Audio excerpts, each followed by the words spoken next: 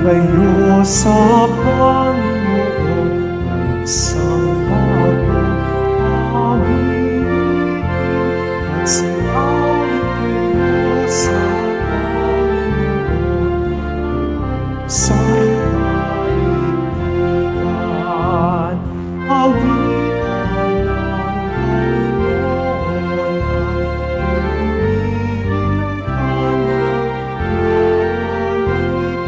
purihin ang kanyang sa lahat ng panahon. Magsiawit kayo sa Panginoon, isang bagong awit. Magsiawit kayo sa Panginoon,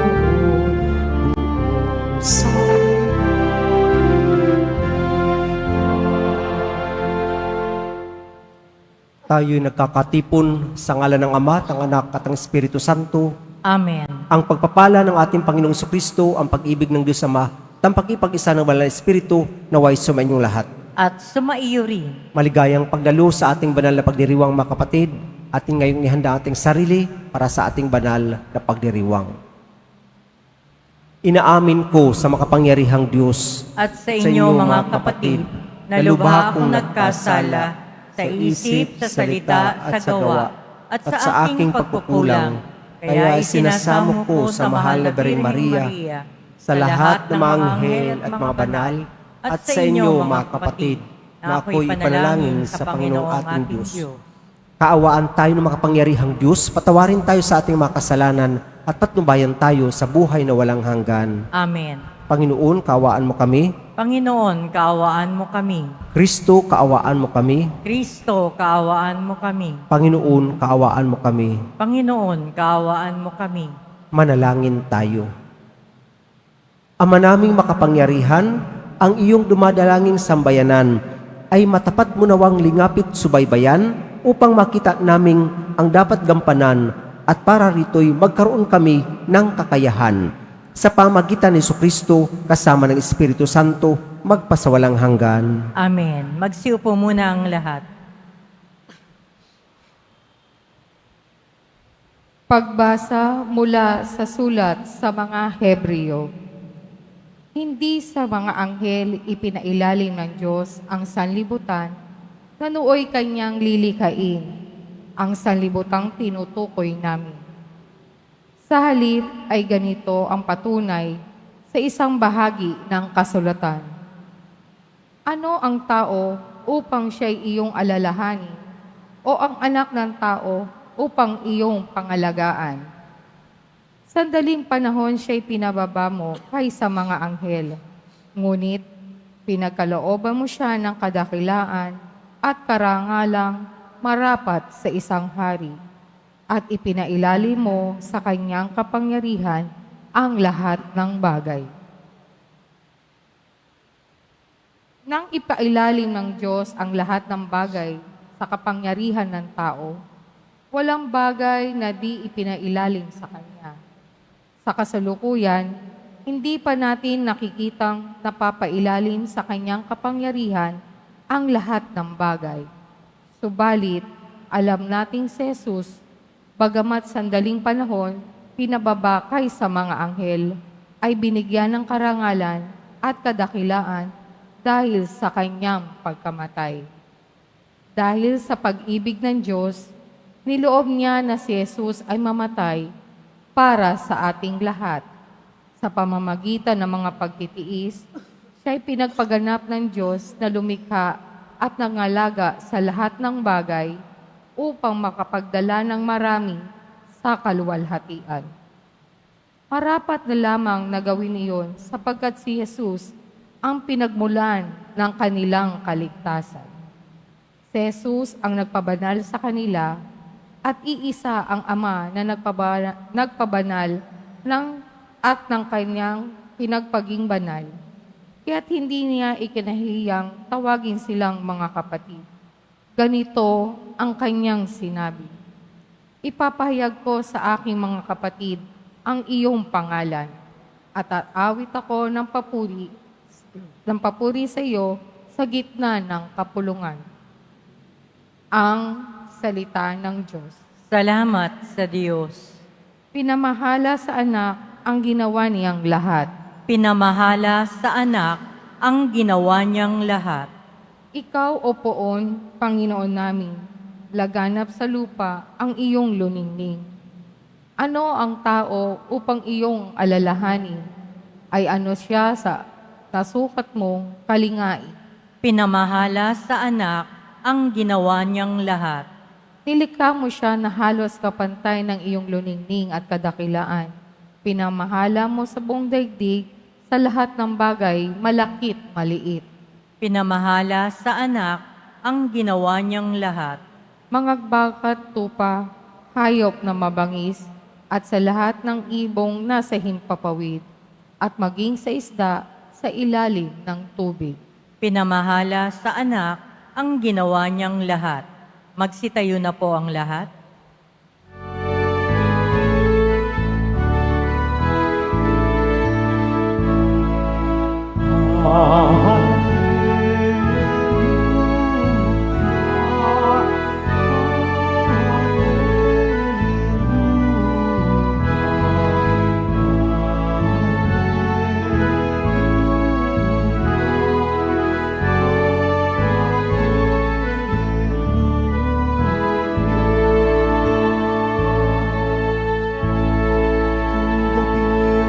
Ang salita na di sa tao nagmula, kundi sa Diyos na dakila.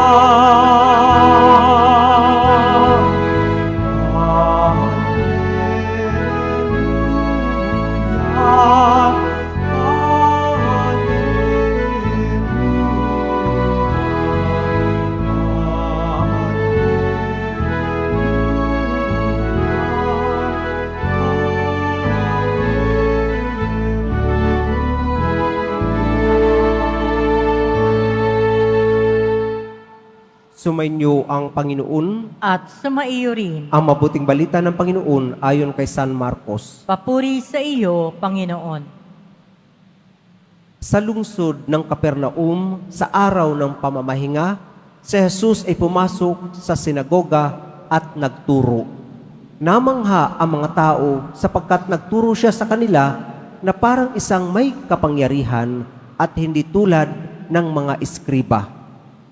Bigla naman pumasok sa sinagoga ang isang lalaking inaalihan ng masamang espiritu at sumigaw, "Ano ang pakialam mo sa amin, Jesus na taga Nazaret? Naparito ka ba upang puksain kami? Kilala kita, ikaw ang banal mula sa Diyos." Ngunit iniutos ni Jesus sa masamang espiritu, "Tumahimik ka, lumabas ka sa kanya." Pinapangisay ng masamang espiritu ang tao at sumisigaw na lumabas. Nang gilalas ang lahat, kaya't sila'y nagtanungan, "Ano ito?" Bagong aral, nauutusan niya pati ang masamang espiritu at sinunod naman siya. At mabilis na kumalat sa buong Galilea ang balita tungkol kay Jesus. Mga kapatid, ang mabuting balita ng ating kaligtasan. Pinupuri ka namin, Panginoong Hesukristo. Magsiupo muna tayong lahat. Magandang good morning sa inyong lahat, mga kapatid. Ang aga-aga, nandyan kayo. Mga kapatid, opo, ang ating Panginoon sa ngayon, nasa pangkaraniwang panahon na tayo ng kalendaryo ng ating simbahan at nagsisimula na ang kanyang ministeryo, ang kanyang pagpapahayag ng kaharian ng Diyos at ang kanyang mga himala. At dito, narinig natin namangha ang mga tao sapagkat nagturo siya na may isang kapangyarihan at hindi tulad lamang ng mga eskriba na kapag sila nagturo, sinambit ni ganito, ni Rabay ganito, pero siya, ang Panginoong Jesucristo, ang kanyang salita ay makapangyarihan. At hindi siya nagkukot sa ibang rabay o tagapagturo, kundi siya mismo. Ang kanyang salita ay makapangyarihan. At habang siya ay nagtuturo sa sinagoga, lumapit naman o pumasok ang isang taong inaalihan ng masamang espiritu. Yung masamang espiritu, sumisigaw na nagsabi, "Ano ang pakialam mo sa amin, Jesus na taga Nazaret? Naparito ka ba upang puksain kami? Kilala kita, ikaw ang banal mula sa Diyos." Ngunit iniutos ni Jesus sa kanya, "Tumahimik ka, lumabas ka sa kanya." Dito po pinapakita ang kapangyarihan ng ating Panginoong Jesucristo. Alam niyo po, sa exorcism, ang Panginoong Jesucristo, hindi siya mismo ang pumupunta, kundi sa pangalan niya pa lang, lumalabas na ang masamang espiritu. In the name of Jesus, I cast you out. Lumalabas po, sumusunod, sa pangalan pa lamang ng Panginoong Jesucristo. Paano pa kaya kapag ang Panginoong Jesucristo ang naroon? At madalas po, ang pumunta lamang mahal na berhen, sa exorcism po mga santo, yung Litany of Saints, Communion of Saints, naku, napakabisa po. At kung sa pangalan pa lamang ng Panginoong Jesucristo, talo na ang demonyo, sa mga banal, talo din sila. Lalo na sa mahal na berhen na pinong-pino, banal. Mga kapatid, opo, ang kabanalan ay tumatalo sa kasamaan. At dito, narinig natin, kilala kita, ikaw ang banal mula sa Diyos. Sige po, pag nilaya natin yung salitang kilala kita, hindi sapat na kilala natin ang tao, hindi sapat na alam natin ang isang bagay kapag hindi naman natin ginagawa o sinusunod. Halimbawa, kung kilala natin ang ating Panginoong Jesucristo, ang Poong Nazareno, susundin din natin ang kanyang mga panuntunan. Sasampalataya tayo sa kanyang mga utos. Kaya nga ang tema sa translasyon ngayon, mas mabuti ang sumunod kaysa maghandog. Kasi yung pagsunod, pagsasabi ng ating pananampalataya sa napakabuting Diyos, hindi lamang pagkilala. O sige po, tanungin po natin ang mga teachers, mga instructors, sino po ang pinakamahirap turuan? Yung estudyante na magsasabi, "Ma'am, sir, alam ko na yan." Alam mo pala, bakit hindi mo ginagawa? Bakit you do not follow the instructions? Kalimutan ko po. Di po ba? May mga bagay tayong sinasabi natin, kilala ko siya, saglit, wag muna. Pakinggan muna natin yung tao, yung kanyang kwento. At kung kilala nga natin ang ating Panginoong Jesucristo, nandun po yung ating pananalangin, pananampalataya, pag-asa sa Kanya. At kung may mga tao na nagsasabi, nananampalataya naman ako sa Panginoon, pero ayaw magsimba, ayaw sundin yung kanyang mga panuntunan, saglit. Doon lang yun sa pagkakilala. Yung pananampalataya ay mas malalim pa. Pananampalataya na susundin natin ang mga panuntunan ng ating Panginoon. Maging ang demonyo, kilala niya ang Panginoong Jesucristo, ngunit hindi siya nanampalataya. Sayang. Kaligtasan sana, hindi damnation, hindi kaparusahang walang hanggan. Di po ba? Kapag ang isang bagay, alam natin at ginawa natin, wow, may reward tayo. Halimbawa, sa isang estudyante, di ko pa alam yung aking leksyon, pag-aaralan ko. Magsisikap siya para siya'y makapasa. Pero kapag ang estudyante nagsabi, hindi ko pa alam, pero mamaya ko na pag-aralan yan. Nalimutan. Kinabukasan, quiz o exam na. Naku, alam kong may exam, pero hindi ako nag-aral. Alam na may exam, may quiz, pero hindi nag-aral. Alam na bawal ang pagkain, kinain pa din. Alam na bawal yung bisyo, nagbisyo pa din. Ano naging resulta? E di, kapahamakan sa ating katawan. Opo mga kapatid, ang Panginoong Kristo, kilala natin ang poong Jesus Nazareno. Nag-alay ng kanyang buhay. Kaligtasan ang daladala. Sana hindi lang natin siya kilala, kundi nananampalataya tayo sa kanyang halimbawa. At sana kapag may mga pinagdadaanan tayong mga pagsubok, doon natin ipapakita ang ating pananampalataya sa poong Jesus Nazareno na nagtagumpay laban sa kamatayan, na nagtagumpay laban sa kasalanan, na nagtagumpay laban sa anumang nagpapahirap sa tao. At dito, sa ating ebanghelyo, pinakita niya, siya ay makapangyarihan, higit na higit kaysa mga demonyo. Kaya kung magpapatakot tayo sa demonyo, yun lang po ang kaya nilang gawin. Yun lang po ang kaya nilang gawin. Takutin tayo. Takutin tayo.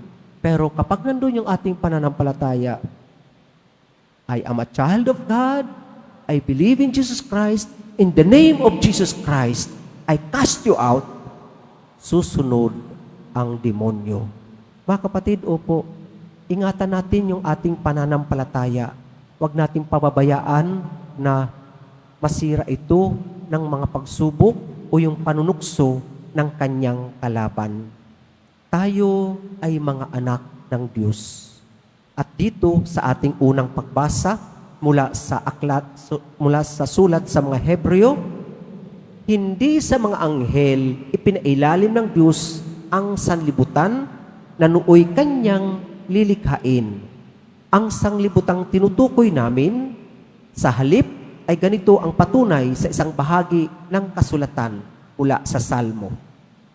Ano ang tao upang siya'y alalahanin o anak ng tao upang iyong pangalanan? Kumbaga, tanungin natin, Panginoon, sino ako upang iyong mahalin? Sino ako upang iyong paglaanan, pag-alayan ng iyong buhay?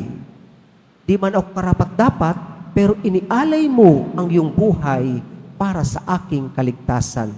At nakamit natin yon sa pamagitan ng ating Panginoong Hesukristo. Sa bandang huli ng ating pagbasa mula sa sulat sa mga Hebreo, si Jesus ang nagpapabanal sa kanila at iisa ang Ama na napapabanal at nang pinapapaging banal. Kaya't hindi niya ikinahiyang tawagin silang mga kapatid. Ganito ang kanyang sinabi, ipahayag ko sa aking mga kapatid ang iyong pangalan at aawit ako ng papuri sa iyo sa gitna ng kapulungan. Sa pamagitan ng buong Jesus Nazareno, tinanggap natin ang balita ng kaligtasan. Tinanggap natin ang kaligtasan sa gitna natin, ang kaharian ng Diyos. Sana bigay natin sa Kanya hindi lang ang pagkilala sa Kanya, kundi ang ating pananampalataya sa kapangyarihan, kabutihan, at pagkalinga sa atin ng buong Diyos. Magsitayo na po ang lahat.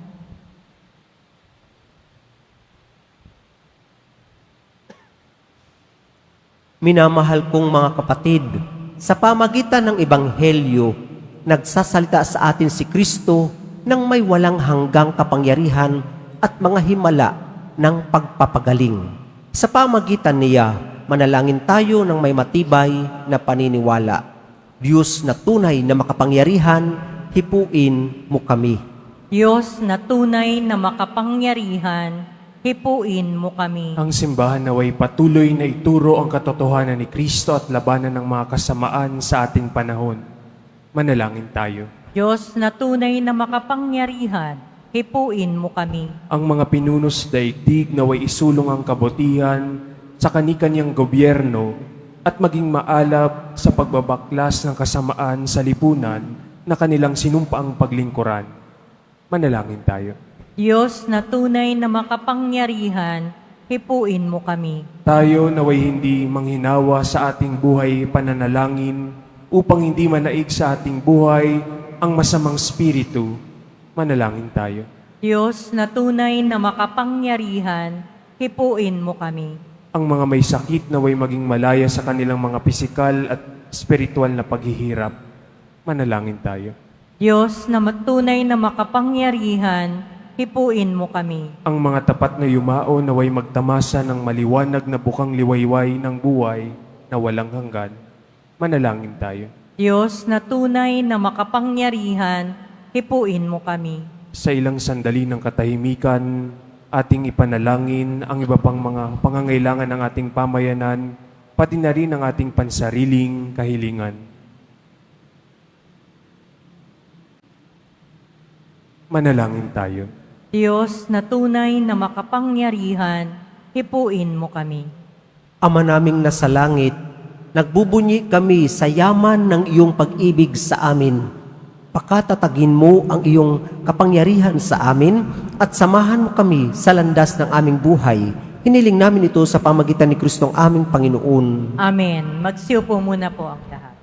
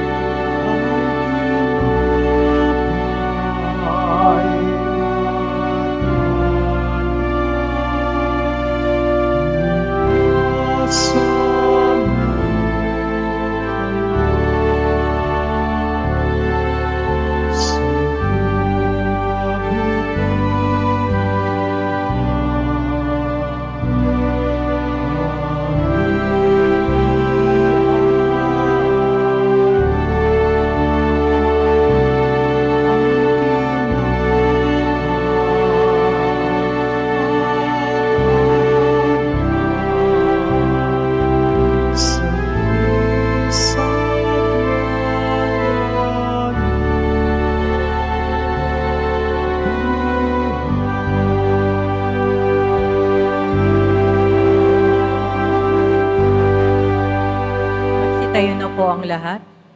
Manalangin kayo mga kapatid upang itong ating paghahain ay kalugdan ng Diyos ang mga makapangyarihan sa lahat. Tanggapin nawa ng Panginoon itong paghahain sa iyong mga kamay, sa kapurihan niya at karangalan, sa ating kapakinabangan at sa buong sambayanan niyang banal. Manalangin tayo. Ama naming lumikha, ang paghahain ito ng iyong sambayanan ay iyong marapatin ngayong kaunlakan. Pakundangan dito, mapasa amin nawa ang iyong kabanalan at ang masugid naming dalangin ay iyong pagbigyan. Sa pamagitan ni Jesucristo kasama ng Espiritu Santo, magpasawalang hanggan. Amen. Sumainyo ang Panginoon. At sumaiyo rin. Itaas sa Diyos ang inyong puso at diwa. Itinaas na namin sa Panginoon. Pasalamatan natin ang Panginoong ating Diyos. Marapat na siya ay pasalamatan. Ama naming makapangyarihan, tunay marapat na ikaw ay aming pasalamatan. Sa iyong paglingap at kagandahang loob, ang tao'y nilikha mo't pinapangasiwa sa sansinukob. Sa hangad mong siya'y wastong lubos, siya'y pinagdusa mo sa kanyang pagtalikod. Sa iyong paggiliw, iyong ipinahintulot na makabalik siya sa pamagitan ni Kristo Jesus. Kaya kaisa ng mga anghel na nagsisiawit ng papuri sa iyo nang walang humpay sa kalangitan, kami nagbubunyi sa iyong kadakilaan. Santo, Santo, Santo, Panginoong Diyos ng mga hukbo, napupuno ang langit at lupa ng kadakilaan mo. O sana sa kaitaasan, pinagpala ang naparirito sa ngalan ng Panginoon. O sana sa kaitaasan. Magsilod po ang lahat. Ama naming banal, ikaw ang bukal ng tanang kabanalan. Kaya't sa pamagitan ng iyong Espiritu, gawin mong banal ang mga klob na ito upang para sa amin maging katawan at dugo ng aming Panginoong Heso Kristo. Bago niya pinagtiis ang kusang loob na maging handog, hinawakan niya ang tinapay, pinasalamatan kanya, pinaghati-hati niya iyon, iniabot sa kanyang mga alagad at sinabi, tanggapin ninyong lahat ito at kanin ito, ang aking katawan na ihahandog para sa inyo.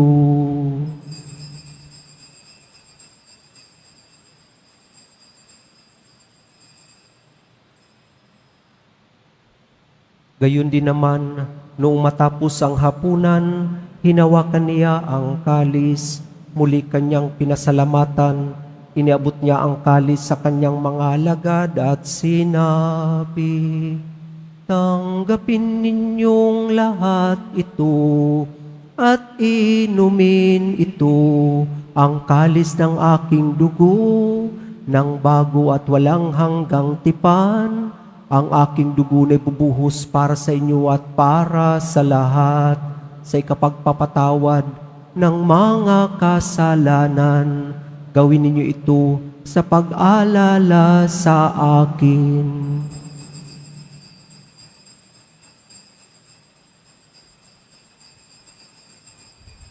Magsitayo na po ang lahat. Ipagbunyi natin ang misteryo ng ating pananampalataya. Si Kristo'y namatay, si Kristo'y nabuhay, si Kristo'y babalik sa wakas ng panahon. Ama, ginagawa namin ngayon ang pag-alala sa pagkamatay at maling pagkabuhay ng iyong anak, kahit inaalay namin sa iyo ang tinapay na nagbibigay buhay at ang kalis na nagkakaloob ng kaligtasan. Kami nagpapasalamat dahil kami yung minarapat na tumayo sa harap mo para maglingkod sa iyo.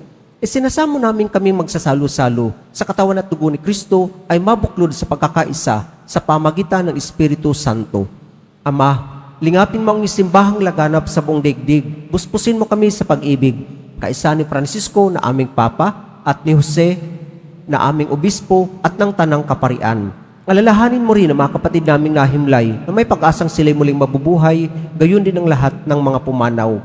Kaawaan mo sila at patuloyin sa iyong kaliwanagan. Kaawaan mo at pagindapatin kaming lahat na makasalo sa iyong buhay na walang wakas. Kaisa ng mahal na Birheng Maria na Ina ng Diyos, ng kabiyak ng puso niyang si San Jose, kaisa ng mga apostol, ni San Juan Bautista at ng lahat ng mga banal na namuhay dito sa daigdig ng kalugod-lugod sa iyo, may pagdiwang nawa namin ang pagpupuri sa kararangal mo sa pamagitan ng anak na aming Panginoong Hesu Kristo. Sa pamagitan ni Kristo, kasama niya at sa Kanya, ang lahat ng parangal at papuri ay sa iyo, Diyos amang makapangyarihan, kasama ng Espiritu Santo, magpasawalang hanggan. Amen. Sa pamagitan ng binyag, tayo'y naging mga anak ng Diyos. Bilang isang pamilya, tayo tumawag sa ating iisang Ama. Ama namin, Sumasalangit ka, sambahin ang ngalan mo, mapasa amin ang kaharian mo, sundin ang loob mo dito sa lupa para nang sa langit. Bigyan mo kami ngayon ng aming kakanin sa araw-araw at patawarin mo kami sa aming mga sala para nang pagpapatawad namin sa nagkakasala sa amin. At huwag mo kaming ipahintulot sa tukso at iadya mo kami sa lahat ng masama. hinihiling namin kami adya sa lahat ng masama, pagkalooban ng kapayapaan araw-araw, iligtas sa kasalanan, at ilayo sa lahat ng kapahamakan, samantalang aming pinananabikan ang dakilang araw ng pagpapahayag ng tagapagligtas naming si Jesu Kristo. Sapagkat iyo ang kaharian at ang kapangyarihan at ang kapurihan, magpakailanman. Amen. Panginoong Jesu Kristo, sinabi mo sa mga apostol, kapayapaan ang iniiwan ko sa inyo, ang aking kapayapaan ang binibigay ko sa inyo. Tunghayan mo ang aming pananampalataya at huwag ang aming pagkakasala. Pagkalooban mo kami ng kapayapaan at pagkakaisa, ayon sa iyong kalooban, kasama ng Espiritu Santo, magpasawalang hanggan. Amen. Ang kapayapaan ng Panginoon ay laging sumainyo. At sumaiyo rin. Mga kapatid, ating ibigay ang kapayapaan sa bawat isa. Kordero ng Diyos na nag-aalis ng mga kasalanan ng sanlibutan, maawa ka sa amin. Kordero ng Diyos na nag-aalis ng mga kasalanan ng sanlibutan, maawa ka sa amin. Kordero ng Diyos na nag-aalis ng mga kasalanan ng sanlibutan, ipagkaloob mo sa amin ang kapayapaan. Magsilod po ang lahat. Mga kapatid, narito ang ating Panginoong Jesucristo, ang anak ng Diyos na nagkatawang tao, nag-alay ng kanyang buong buhay para sa bawat isa sa atin. Siya ang kordero ng Diyos na nag-aalis ng makasalanan sa libutan, mapapalad tayong inaanyayahan sa kanyang piging. Panginoon, hindi ako karapat-dapat na magpatuloy sa iyo, ngunit sa isang salita mo lamang ay gagaling na ako. Ang katawan ni Kristo. Amen.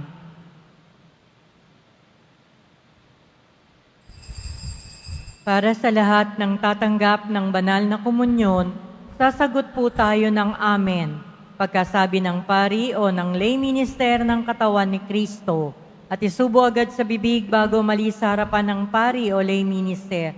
Sumunod po tayo.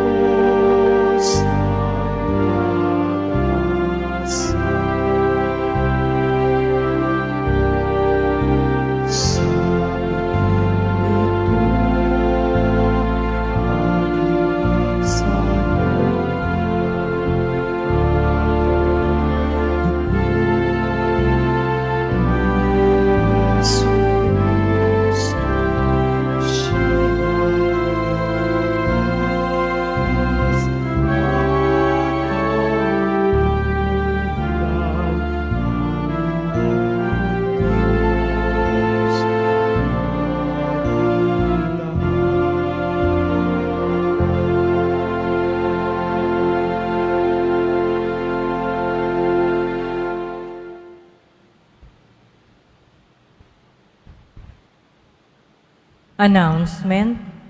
Muling ibinabalik ng Quiapo Church ang Iloilo Pilgrimage Batch 2 sa darating na ika-18 hanggang ika-20 ng Pebrero. Halina't magdasal at maglakbay sa iba't ibang simbahan at makasaysayang lugar sa lalawigan ng Iloilo. Ang mga flyers ay available sa ating information guard katabi ng ating finance office. Maaari din kayong tumawag sa numerong 0927-8195-959. Para sa karagdagang impormasyon, ito po ay limited slots only. Pagkatapos ng misa, wiwisikan po ang lahat ng banal na tubig. Pinakikiusapan ng lahat na manatili lamang muna sa inyong mga lugar. Tanging sa Quezon Boulevard o sa Plaza San Juan lamang ang labasan ng lahat. Sumunod po tayo. Maraming salamat po sa inyong pagdalaw at pagsisimba sa Basilica Minor at Pambansang Dambana ni Jesus Nazareno. Magsitayo na po ang lahat. Manalangin tayo. Ama naming mapagmahal, hinihiling namin kami pagbigyan, pakundangan sa iyong dulot na pakikinabang, ipagkalubong ikaw ay aming paglingkuran, sa pamagitan ni Jesucristo kasama ng Espiritu Santo, magpasawalang hanggan. Amen. Sumainyo ang Panginoon. At sumaiyo rin. Mahal na Poong Jesus Nazareno, inihayag mo sa pamagitan ng krus ang walang maliw na pag-ibig ng Diyos sa sangkatauhan. Pakinggan mo ang kahilingan, lalo na para sa mga nangangailangan ng iyong tulong at awa. Makamtan nawa namin ang iyong kasagutan na may utang na loob na tinatanaw. Basbasan din po ninyo itong mga imahin at dasalan upang lalo kaming manalangin at magtiwala. Sa pamagitan ng bendisyon na ito, naway lalo kaming maging mapaglingkod, masunurin at tapat sa iyo na aming maluwalhating Panginoon magpasawalang hanggan. Amen. At pagpalain kayo kasama ng inyong mga mahal sa buhay ng makapangyarihang Diyos, Ama, Anak at Espiritu Santo. Amen. Humayo kayong taglay ang kapayapaan ng Poong Jesus Nazareno. Salamat sa Diyos.